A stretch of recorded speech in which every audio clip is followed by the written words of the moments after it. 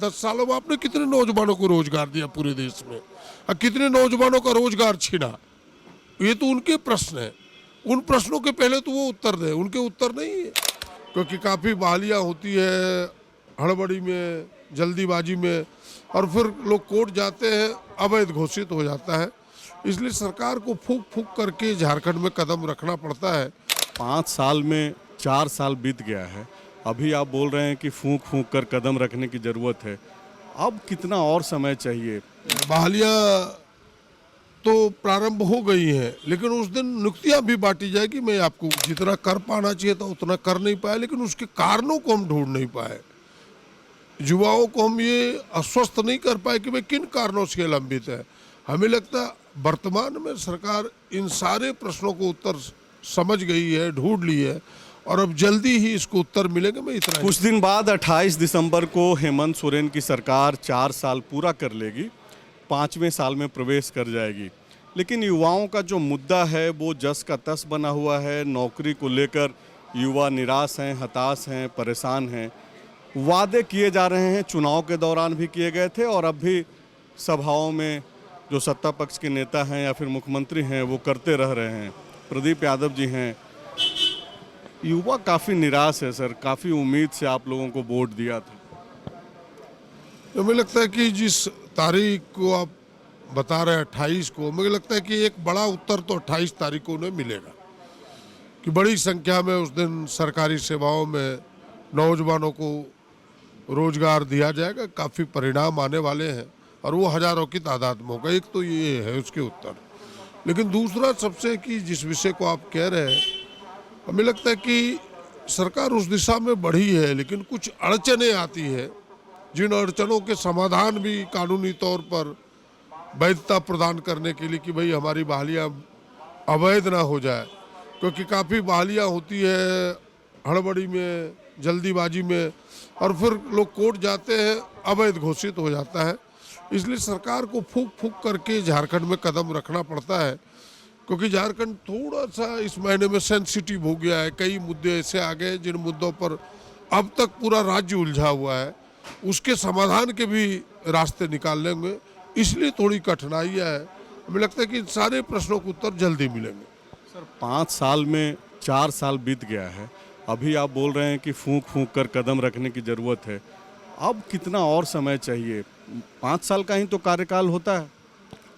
आपने देखा होगा कि 2 साल तो कोई रोजगार की बात भी नहीं सोच सकता था जिस तरह कोरोना में गुजरा। और केवल यही का सवाल नहीं है, ये पूरे देश का सवाल है। जो भारतीय जनता पार्टी इन सवालों को लेकर आते हैं उनको 10 साल में पहले ये तो सामने कहना चाहिए कि भाई 10 सालों में आपने कितने नौजवानों को रोजगार दिया पूरे देश में और कितने नौजवानों का रोजगार छीना? ये तो उनके प्रश्न है। उन प्रश्नों के पहले तो वो उत्तर दें, उनके उत्तर नहीं है। उनके उत्तर तो आएंगे तो हमें लगता है कि उनको तो पास मार्क्स भी नहीं मिलेगा। इस राज्य की सरकार को पास मार्क्स तो मिल जाएगा, और यह राज्य सरकार के तो अभी 1 साल बाकी है, उनके तो 6 महीने भी नहीं है। और यह जो 1 साल बाकी है, राज्य सरकार इतनी कार्रवाई कर चुकी है कि हमें लगता है कि 6 महीने में उसके उत्तर मिलेंगे। सर ठीक है कि बीजेपी के सवालों का जवाब नहीं देना चाहिए, बीजेपी भी वैसे ही वादा की और नहीं दी। लेकिन ये सवाल तो सर युवाओं का है ना। वो जो यूथ जो सड़कों पे है, जेसीसी कार्यालय के सामने कोई अगर इस तरीके से परेशान हो कि तेल छिड़क ले अपने ऊपर, आप 4 साल में कुछ भी एक कदम चलता हुआ दिखाई नहीं दे रहे हों, अब भी नीति निर्धारण का जो सवाल है सर अब भी अधर में है, तो कैसे मतलब लोग भरोसा कैसे करें? चूँकि भरोसा ही था कि हेमंत सोरेन के साथ, कांग्रेस के साथ, प्रदीप यादव के साथ युवा कंधे से कंधे मिलाकर के चले और आप लोग सत्ता में आए। नहीं, हमें लगता है कि ये पूरी तरह से सच नहीं है। कुछ अंश इसमें सच भी है कि जितना कर पाना चाहिए था उतना कर नहीं पाए, लेकिन उसके कारणों को हम ढूंढ नहीं पाए। युवाओं को हम ये आश्वस्त नहीं कर पाए कि भाई किन कारणों से लंबित है। हमें लगता है वर्तमान में सरकार इन सारे प्रश्नों को उत्तर समझ गई है, ढूंढ ली है, और अब जल्दी ही इसको उत्तर मिलेंगे। मैं इतना ही कह सकता हूँ आज की तारीख में। एक आखिरी सवाल है सर, ये जो आप बोल रहे हैं कि 28 तारीख को एक बड़ी संख्या बताई जा सकती है, क्या उस दिन ऐसा तो कुछ है नहीं कि नियुक्ति पत्र बंटने वाला है?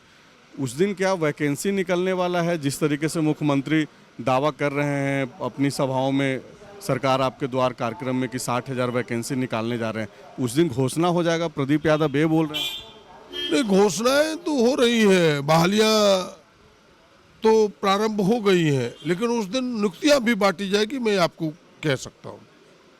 युवा मतलब अब थोड़ा आश्वस्त रहें आपकी बातों से कि चिंता ज़्यादा नहीं करनी। मेरी बातों से अस्वस्थ रहने के कोई नहीं के विषय नहीं है, सब्जेक्ट नहीं है।